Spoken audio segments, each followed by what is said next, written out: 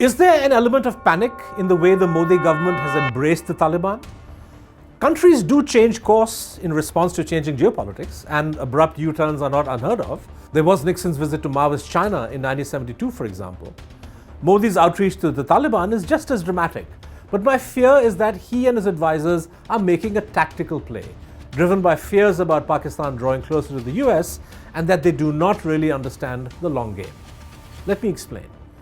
India has enormous stakes in Afghanistan, and ordinary Afghans have always seen India as a force for good.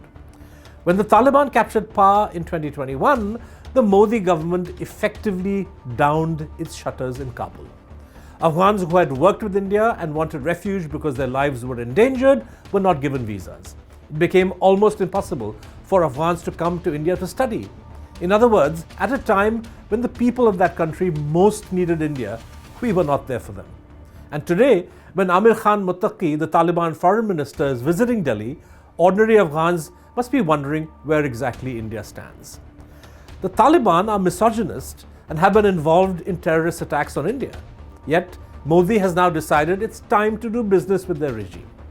Well, with the Taliban at loggerheads with Pakistan, and India worried about Islamabad getting more adventurous now that it has not just Beijing, but Donald Trump in its corner, it may make sense to deal with the de facto rulers of Afghanistan. What defies logic, however, is Modi's decision to go overboard in appeasing them.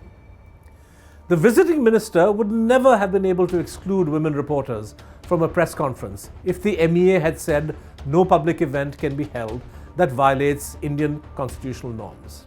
Remember, in 2014, the MEA had the sense to inform Pakistan that Nawaz Sharif, who had been invited to Modi's swearing in, must not meet with the Hurriyat, even if on the premises of the Pakistani High Commission. So in the end, what do we have? An enemy's enemy could become a friend, but what happens when your new friend's enemy also happens to be your friend? Modi's crude outreach to the Taliban may cost India the trust of the Afghan people if India does not take a clear and public stand against gender discrimination. Not only did the Modi government not do so this time, it actually allowed the Taliban to smuggle in its brand of misogyny to our national capital.